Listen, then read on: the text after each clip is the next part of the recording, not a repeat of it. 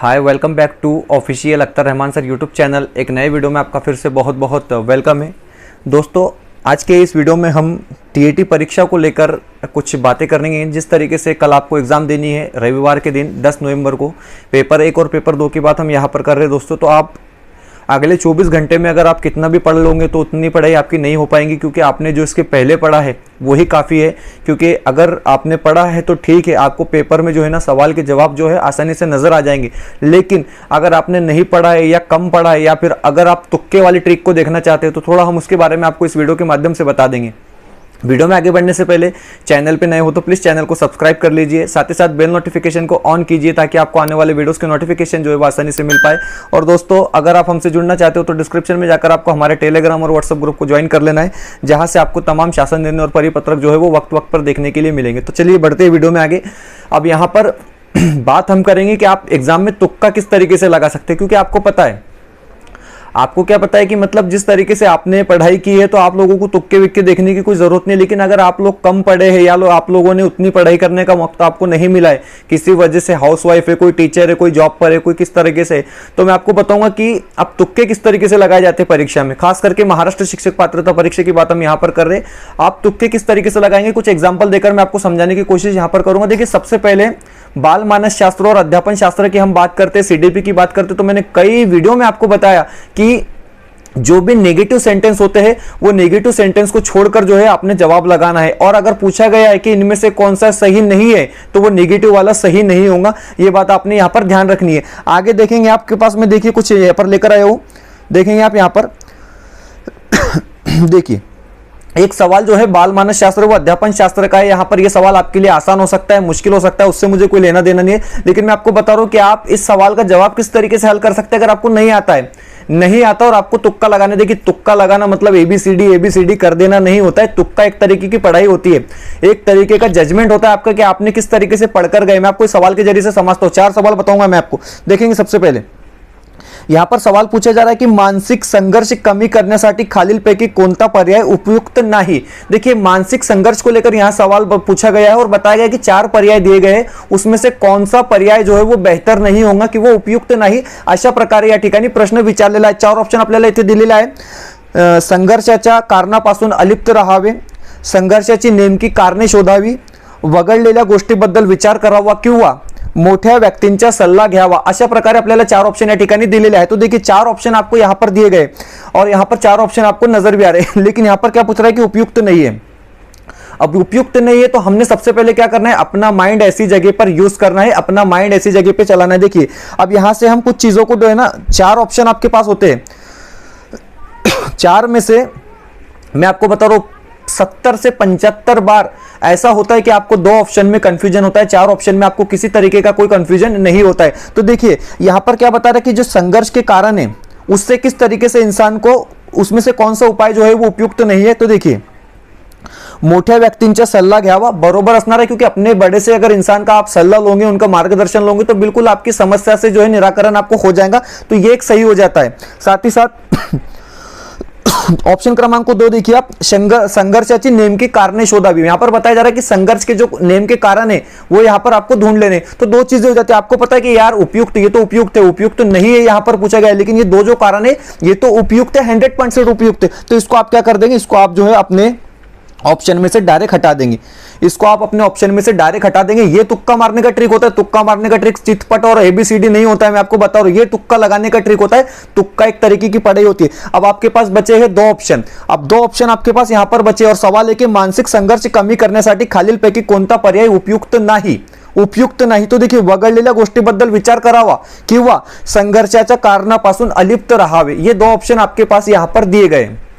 तो देखिए, इसका जो इसमें से आपको 2 में से कोई एक ऑप्शन आपको सिलेक्ट करना है, लेकिन आप कंफ्यूज देखिए यार ये है या ये है, 2 तरीके। तो ऐसे वक्त क्या करेंगे, आप अपने माइंड का इस्तेमाल करेंगे, आपको जो मुनासिब लगता है, आपको जो बेहतर लगता है, वही ऑप्शन को आप यहां पर सिलेक्ट करेंगे। सबसे पहले मैं आपको बता रहा हूं कि 4 में से जो 2 ऑप्शन होते हैं वो सीधे सीधे खारिज कर देने, वो नहीं होते। आपको पता है, इतना तो आपने पढ़कर गए, इतना तो आपको पता है कि किस तरीके से होता है, तो आपको पता है कि वो 2 ऑप्शन नहीं होंगे। और संघर्षाच्या नेम कारणापासून अलिप्त राहावे किंवा वगळलेल्या गोष्टीबद्दल विचार करावा। तो देखिए इसका जो सही जवाब हो जाएगा वो हो जाएगा संघर्षाच्या कारणापासून अलिप्त राहावे। ये इसका जो है उपयुक्त नहीं है, क्योंकि अगर आप उन कारणों से दूर हो जाओगे, जो समस्या आपके सामने है, जो प्रॉब्लम्स आपके सामने है, अगर आप उससे ही दूर हो जाओगे तो फिर आपका तो मतलब वो समस्या का हल ही नहीं निकलेगा, वो समस्या का निराकरण होगा ही नहीं। एक ऑप्शन मैंने आपको बता दिया, ये एग्जांपल है जस्ट, ये परीक्षा में क्वेश्चन आएंगे या इतने आसान क्वेश्चन आते हैं, ये चीजें मैं नहीं बता रहा हूं।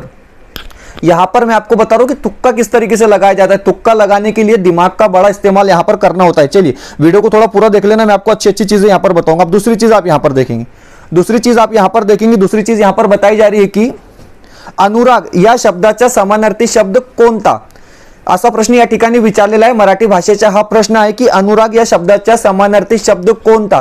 तो देखिए आपको पता है कि अनुराग का मतलब तो प्रेम होता है, क्योंकि समानार्थी शब्द की बात हम कर रहे हैं। सवाल आसान है, बिल्कुल आसान है, आपको पता है, लेकिन इसमें दिमाग किस तरीके से लगाएंगे आप, आपका माइंड यूज करेंगे कि आपको पता है, देखिए क्रोध, संताप और राग, ये तीनों एक जैसे शब्द हो रहे।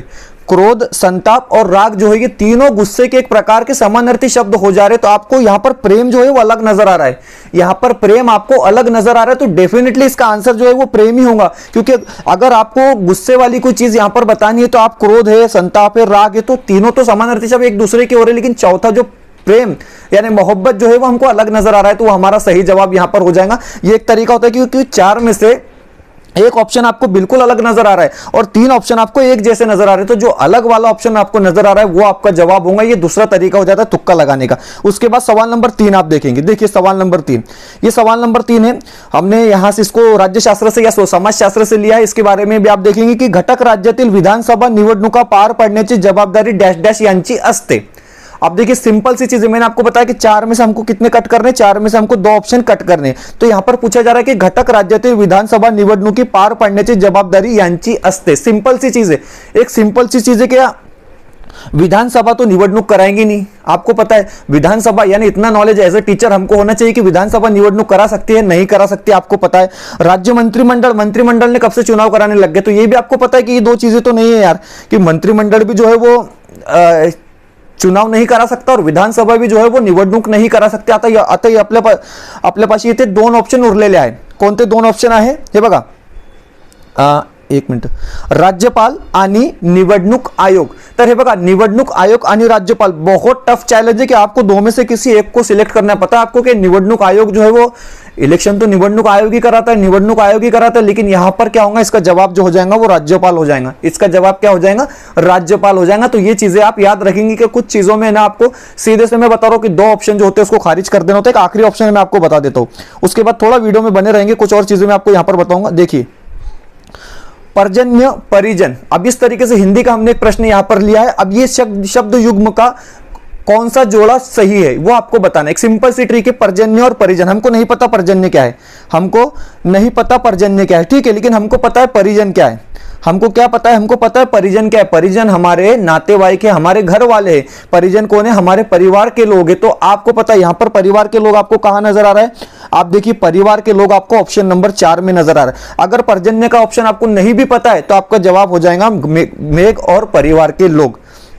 मेघ और परिवार के लोग, इसका आपका सीधा सीधा जवाब हो जाएगा। क्योंकि कई बार क्या होता है, मैं आपको बता रहा हूं कि आपके माइंड का इस्तेमाल आपको करना होता है। निष्क्रिय, केवल, इस तरीके के जो शब्द आते हैं, व्याकरण, कठोर शिक्षा, जिस तरीके से आप सीटेट में पढ़कर आप तमाम बच्चे जो है वो सीटेट पास हुए बच्चे, तो आपको पता है कि आपको जो है ना तुक्के में ही यहां से एक तरीके से आपको तुक्के के जरिए ही आपको यहां पर फायदा पहुंच सकता है। और कुछ चीजें मैं आपको बताऊंगा, 1 मिनट आप थोड़ा वीडियो में बने रहेंगे, 2 मिनट के लिए मैं वीडियो को जल्दी से खत्म कर दूंगा। देखिए ब्लैंक पेज है हमारे पास, चलिए ठीक है, यहां पर देखेंगे आप।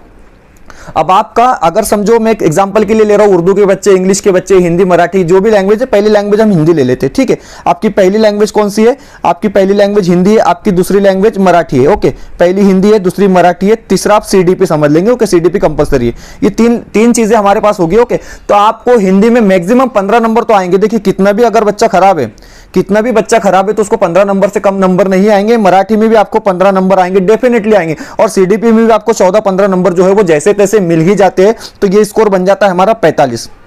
ये स्कोर कितना बन गया हमारा, 45 बन गया। हमने 15-15 ले ली क्योंकि 15 क्वेश्चन तो आपको आने ही है, डेफिनेटली 15, यानी 45 में से 45 आपको मिल गए। 45 पे की 45 आपको यहां पर मिल गए। अब साथ ही साथ आपका बचा है 60 नंबर का जो कोटा है आपका, वो सोशल साइंस का है, साइंस का है, या फिर पेपर 1 के लिए हम परिसर अभ्यास की बात करते हैं। इस तरीके से ये 60 मार्क्स का है। अगर ये 60 में से आप 25 नंबर निकाल रहे हैं, अगर ये 60 में से आप 25 नंबर निकाल रहे हैं, 20-25 क्वेश्चन आते हैं किसी भी बच्चे को, वो कैसे भी एग्जाम देता है ना, तो 70 नंबर तो किसी को भी आ जाते हैं।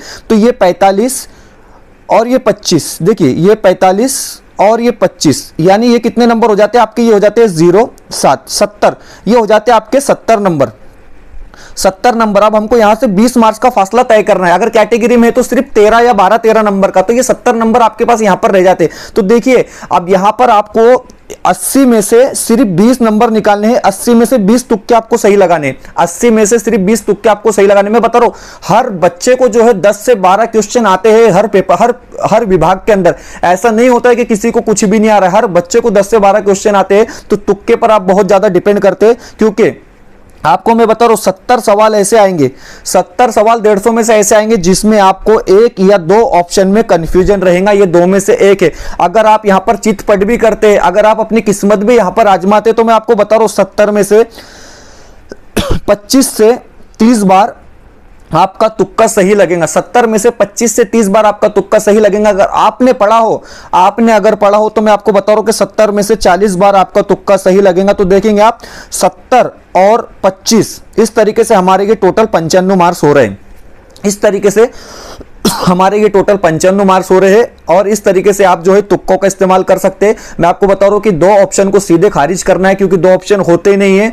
और संधि में आप देख रहे हैं, संधि में समास में कैसे कैसे कुछ भी दे देते हैं। मतलब आपको जब देते हैं कि शुद्ध वर्तनी के हिसाब से लिखी या लेखन नियमानुसार प्रश्नाचे उत्तर लिया, त्या ठिकाणी काही पण देऊन देतात ते। मतलब इस तरीके के आपको वहां पर ऑप्शन दिए जाते कि आपको पता ये तो होंगे ही नहीं यार, सिर्फ 2 ऑप्शन की बात होती है बच्चों, 2 ऑप्शन की बात होती है। 2 ऑप्शन में अगर आपने आपका सिलेक्शन सही कर लिया, तो आपका जो तुक्का है वो बिल्कुल सही यहां पर बैठ जाएगा। अब उम्मीद है जो ट्रिक मेरे पास थी, जो नॉलेज मेरे पास था, वो मैंने आपको बताया। आपको एक एक चीज जो है वो बेहतर तरीके से समझ आ गई। वीडियो बेहतर लगी तो प्लीज वीडियो को लाइक कीजिए, चैनल पे नए हो तो प्लीज चैनल को सब्सक्राइब कीजिए। याद रखेंगे कि 2 को पहले डायरेक्ट कट कर देना है, और उसके बाद जो 2 रहेंगे उसमें से आपका सिलेक्शन करना, और बाकी आपने जो पढ़े 40-45 नंबर तो आपको मिलने वाले। मिलते हैं नए वीडियो में किसी बेहतर अपडेट के साथ।